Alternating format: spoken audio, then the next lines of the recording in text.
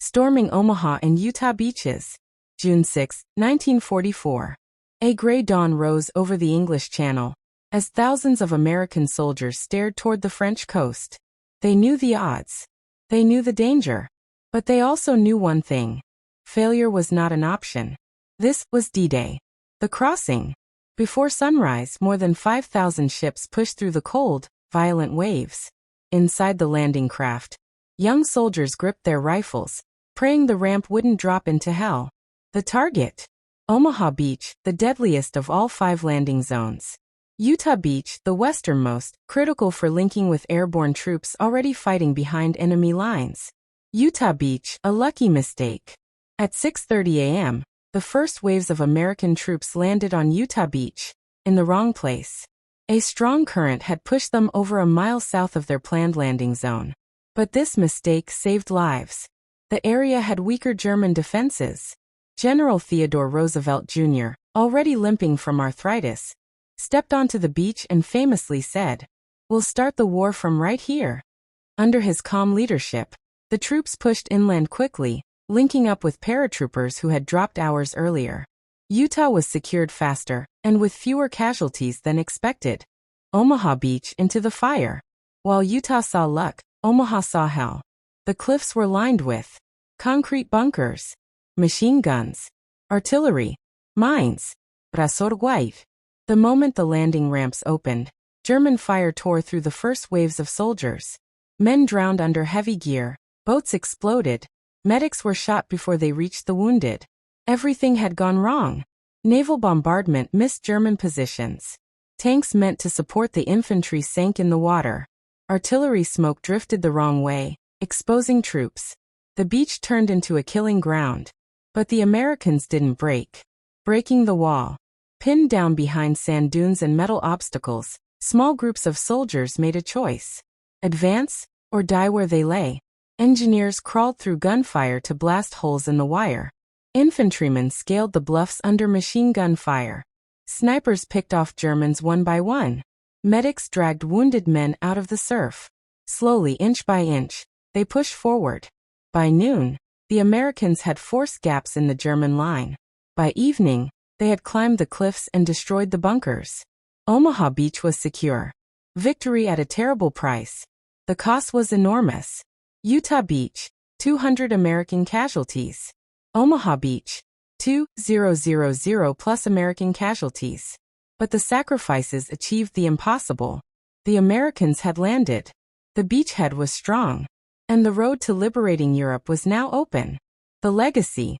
The storming of Omaha and Utah wasn't just a military operation. It was a test of courage, brotherhood, and unbreakable will. These beaches became sacred ground. Because on that day, ordinary men did extraordinary things. And changed the course of history. Real soldiers of D-Day. June 6, 1944. The beaches of Normandy. As the ramps of the landing craft crashed open, young American soldiers stepped into a world of chaos, fire, and unstoppable courage. At Omaha Beach, 19-year-old Bob Slaughter watched the men in front of him fall before he even touched the sand. Bullets tore the water beside him as he crawled from obstacle to obstacle. Bob later said, "I wasn't brave. I was just trying not to die." But he kept moving. And survived the deadliest beach of D-Day. Behind the beaches, Sergeant Harrison Summers became known as the one-man army.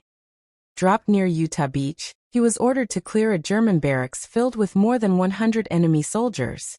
With almost no support, Summers rushed forward alone, kicking doors open, fighting room to room. By the end, the entire complex was in American hands. On Utah Beach, 56-year-old General Theodore Roosevelt Jr. landed in the wrong place. Under heavy fire, he looked around calmly, leaned on his cane and said, "We'll start the war from right here." His leadership saved hundreds of lives as he pushed the troops inland. At Omaha, medic Ray Lambert was already wounded, but he refused to stop. Shot in the arm, hit in the leg, nearly crushed by a landing ramp, he kept treating injured men. He dragged them to a small rock for cover, later named Lambert's Rock. He collapsed only after the last man was saved. When communication collapsed on Omaha, Private Jack Wilson sprinted across the open beach to recover a working radio from a destroyed craft. Machine gun fire followed him the entire way. But that radio call helped turn the tide. And on the cliffs of Point du Hoc, Ranger Bud Lommel climbed the steep rock under fire, found the hidden German guns ready to blast the beaches, and destroyed their firing mechanisms. If he had failed, thousands more might have died. These men, and many more, faced the impossible. Some survived. Many didn't. But together, they broke through the beaches, opened the way into France, and helped change the direction of World War II. Their courage still echoes across Omaha and Utah today, where the waves wash over the sand that once ran red with sacrifice. How D-Day turned the tide of WW2. Full story. June 6, 1944. The day the world changed direction. For 5 long years, Nazi Germany had conquered Europe piece by piece. France had fallen. Belgium, Norway, Poland, the Netherlands, all under Hitler's control. The Soviet Union was bleeding millions on the Eastern Front. And Britain stood almost alone in the West. If the Allies were going to defeat Hitler, they needed one thing: a way back into Europe. A second front. A direct punch at Nazi power. That punch was D-Day. White Medium Star 1. The largest invasion in human history. At dawn, over 156,000 Allied soldiers landed on the beaches of Normandy. Americans, British, Canadians, and more. Backed by 7,000 ships and 11,000 aircraft, the Allies attacked a coastline Germany believed was impossible to invade. But they broke through anyway. This single day opened the long-awaited Western Front. White Medium Star 2. Germany now had to fight a two-front war. Before D-Day, Germany could focus most of its strength against the Soviet Union. Hitler was able to move troops freely across Europe. After D-Day, Germany was forced to split its army.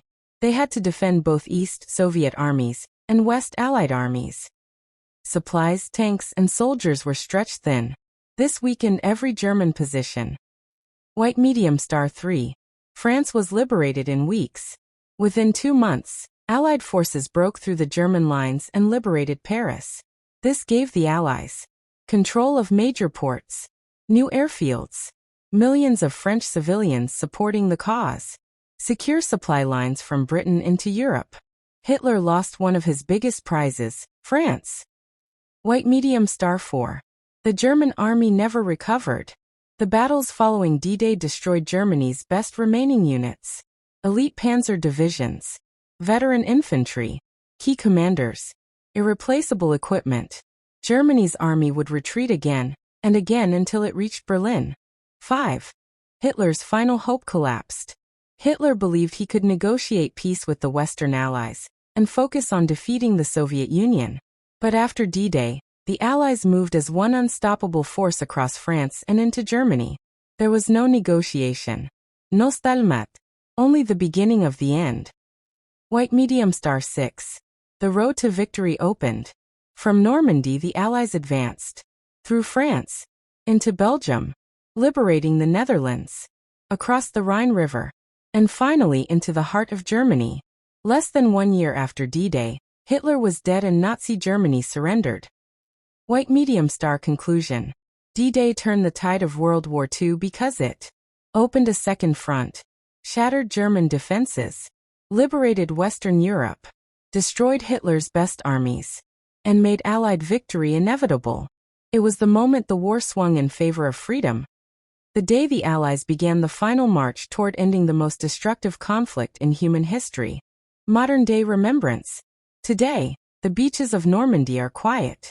The waves roll gently over the same sand where thousands once fought, bled, and died. No gunfire. No explosions. Only the sound of the wind, and memories that refuse to fade.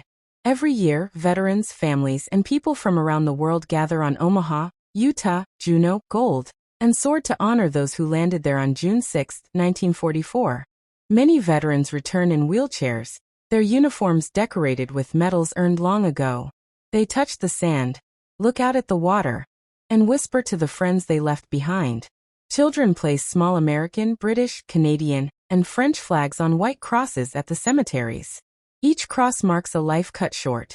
A young man who never came home, but helped save the world from tyranny. In towns across Normandy, locals still say thank you. They hang Allied flags from windows. They tell their children the stories of soldiers who liberated their villages. They treat every veteran like family. Modern remembrance isn't just ceremonies, it's education. Schools teach the lessons of courage, sacrifice, and freedom. Museums preserve uniforms, letters, and photographs. Documentaries keep the voices of veterans alive. And thousands visit each year to walk the same paths the soldiers did. D-Day is no longer just history. It's a reminder, a promise, that the world must never forget what it cost to win freedom. Those beaches stand today not as battlegrounds, but as sacred ground, where the past whispers to the present. Remember what they did here.